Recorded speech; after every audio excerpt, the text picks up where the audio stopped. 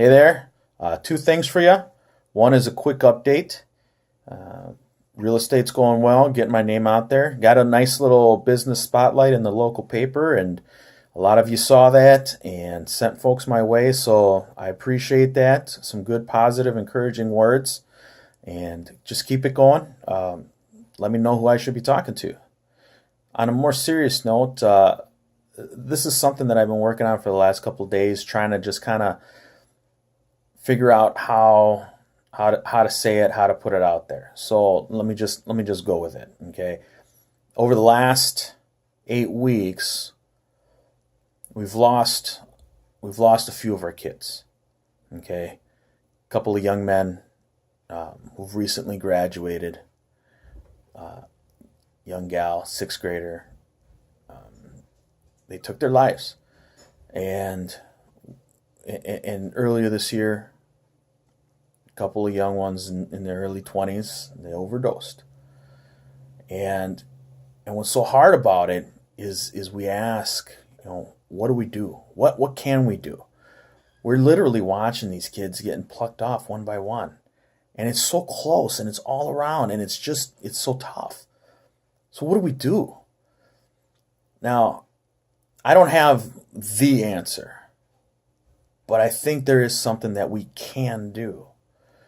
How do we get in there? How do we impact? How do we I mean, the reality is the devil's in their ear. So how do we share that? How do we get in there and block that message? It's not easy. I'm not going to try to say it's easy. It's going to take work, and this is the challenge that I have for you. I'll explain a little bit more, but let me read this first. This is a transcript from a video, and I want you to hear what I have to say. And I'm going to do it in a transcript because I'll explain a little bit more once I'm done. So here it goes.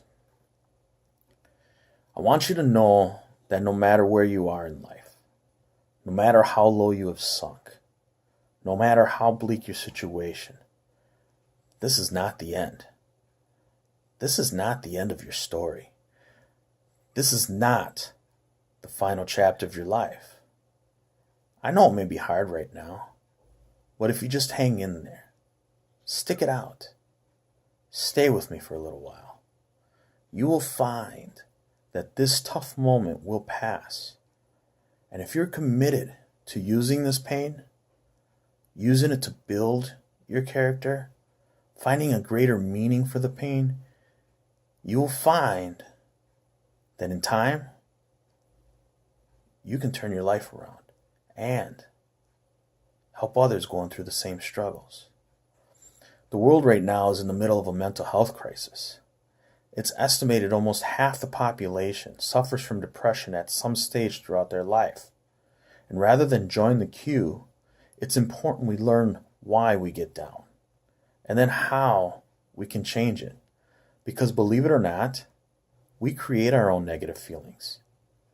And we can also ensure that we turn our lives around and be a positive change for others. The reason anyone gets depressed always comes down to the consistent thoughts we think and the consistent beliefs we hold. And let me say that again. The reason anyone gets depressed always comes down to the consistent thoughts we think and the consistent beliefs we hold. The point here is that anyone who is depressed is so because there is an external factor that didn't materialize in their life. They've lost something that is outside of their control or don't have something that is out of their control. In school, we're taught how to get a job, but no one teaches us how to live in a state of happiness. No one teaches us how important our conscious and our unconscious thoughts and associations are. Is our happiness not worth more than a job? Yes, it is. And before you say happiness won't pay my bills, happiness will pay your bills. When you realize you will be 10 times more energized, focused, and take positive action in your life, when you choose to develop yourself first as a priority and then get to the stuff of the world. I've seen some people who may consider to have it all. They end their life because they thought they were not good enough. a thought, a belief within them told them they were not worthy. These people that many were jealous of, many were envious of, were not good enough. You must value yourself enough to take the time every single day to work on you, to engage in something that will ensure you are a positive influence in the world. This, of course, doesn't mean that life will suddenly change and be perfect. The same life challenges will show up, but if your mind is strong, if your mind is at peace, your reaction to the challenging times will be different. Your reaction will be, how can I make this work? It won't be, why is this happening to me? And then others will look to you, not with pity, but with hope, because your strength will become their hope. It'll become their strength. You really can be that powerful. You can ditch the victim story. You can leave the pain behind and focus on how you will react next, how you will react positively. Read. Read all you can read to get your mind in a positive place. Take steps to ensure you will be in a better position next time. Whatever pain you are suffering from, how you can ensure it won't show again. Take little steps. And soon, you will be at the top of the staircase. Don't give up. You are worthy. You are more than worthy. You deserve to experience how great life can be. And you owe it to the world to be that positive change for others, to inspire others who will look to you and say, he did it, she did it, and I can do it too. That's a text. That's a transcript from a video that I saw. I'm going to share it. You'll see it in the comments below, but here's the challenge. So we have a study that came out a couple of weeks ago, and it was showing how with the introduction or the launch of the iPhone, teen suicide had gone up 200%. And then something along the lines that every time a new iPhone came out, it was another launch. Now, I'm not blaming the iPhone. That's not what I'm doing. I'm not blaming a smartphone or anything like that, the technology piece. But what's happening that's different is that these kids, our kids, they're getting hit with so much negativity, whether it's mental disorders or a mental challenge, whether it's bullying, okay, they're getting hit with this. And they wake up to it, and if they're on their phone, they wake up to it. They go to school to it. They come home, and it's still there. And then they still got their phone, and it follows them to bed. And then they wake up in the cycle. Well, you can only handle so much of that. And so that's where these spikes are coming from. So what do we do? My challenge is this. Use that phone against them. Use that phone against the devil that's in their ear. And what do I mean by that?